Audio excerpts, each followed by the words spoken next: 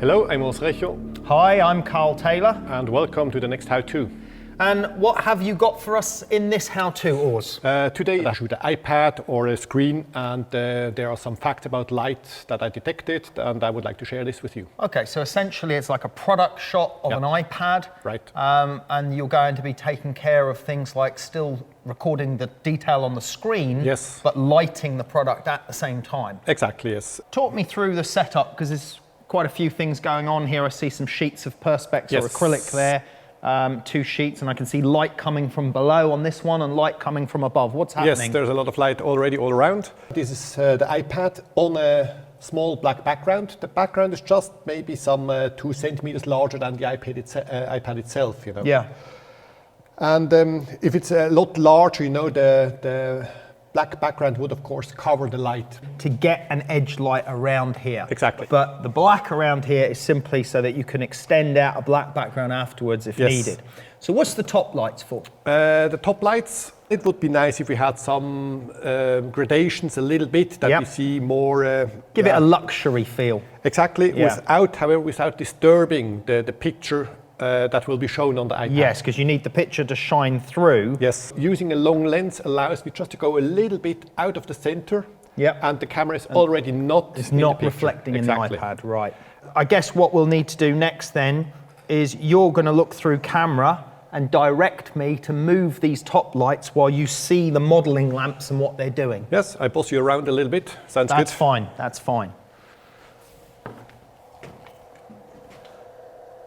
And I think it can still a little bit to my side.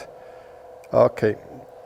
Now I think one of the other things that's important to point out for the viewers is the gradation in here is affected drastically by the height of the lamp head away from the surface. So we're using bare bulb lights here, just the bare uni lights on their own.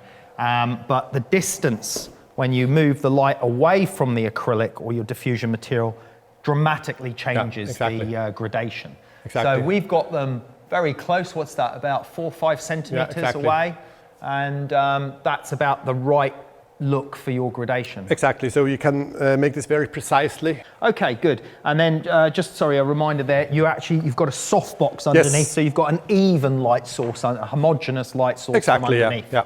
Doesn't really matter what kind of softbox behind. It's now a 60 by 100. It could be a little smaller if you have a bigger table or a bigger object. Shall we start one light at a time? This always makes a lot of sense, I would like to start with this one. Just the base light first, I'll turn off the top lights, the 2 top lights. Now, at the moment, we are going to combine this shot with the screen image, but initially we can test without the screen image, because to capture the screen image, you know, we're going to need a long exposure, aren't we? Right. So we're going to have to work in a darkened studio for that. But right now, for testing the flash, we can go back up. So we're at f16. We'll just move this up to 2/50th of a second. If I can find my glasses. It's 1/25th of a second. I need my glasses. I have my own already. So we'll go up to 2/50 of a second. We're at f16. So let's take our first shot. So this is just the flash from underneath, and we'll see what result we get. Okay. So just to remember, this is responsible for the light all around. Yep. The lower end, it's black, and if it's black and you add a stop, it's still black, you know. But yes. So is that just being because the light's it's blocked by the? I think so, yeah. But by coincidence, yes, you've pre-made the solution. Yes. So there's a frame. Yep. Again, if the you're making a reflector panel. Exactly. Out just of a cardboard frame cutout. around. Yeah. Okay. Let's see the difference. And this should solve the problem. I've gone up one f-stop already. Yep. On that one. Okay, so now, hopefully, we'll see the light coming into that edge. There we go. There's a little bit missing just on that top. Exactly. There. So there, I'm quite sure that it's the position of the iPad, that the angle is just too flat, that I actually see this little... it's as well lifting up a little bit. It's lifting up, but as well I can go up a little bit with this. Just a few millimeters higher. Okay, so just moving the iPad up a little bit further that way. And if this doesn't work, we have to glue down or trim it a little bit. Or trim it, but Oh, no, there we go. There. So now we've got a perfect line all the way around. Exactly. Yeah. Fantastic. I can start working on the other light already. Yep.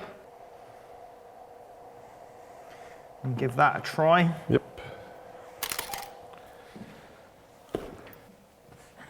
There we it's go. More clean. Oh, that's so nice. I love the way this light is just showing the shape on this button as well. So we've got two beautiful gradations coming in here now, and you can independently control the power of each one. But like you said, you need to really see the iPad image on and then decide how many seconds exposure you need to record the iPad image. 50 ISO. So around 2 seconds. 2 seconds. Okay, now we'll need to turn the modeling lights off then, because they're going to have a big impact on the exposure if we don't turn the modeling lights off. So 2 seconds, and a good idea is to mirror up. There we go. That's nice. Yeah, so it's right over the button. Exactly, and it works as well with the composition of the shot itself. It does. I think that works great. better. Well, I think that's a fantastic result there. Let's just turn the modeling lights on just before we wrap it up again, and say, well, hope everyone enjoyed that one. You can see a wonderful result that Urs captured there. Very simple, very effective. I know obviously it took about half an hour or so to set it up, but you know, at least you know exactly what you were aiming for, and a great result. Okay, thanks very much for watching. We'll see you on the next one. Thanks, bye-bye.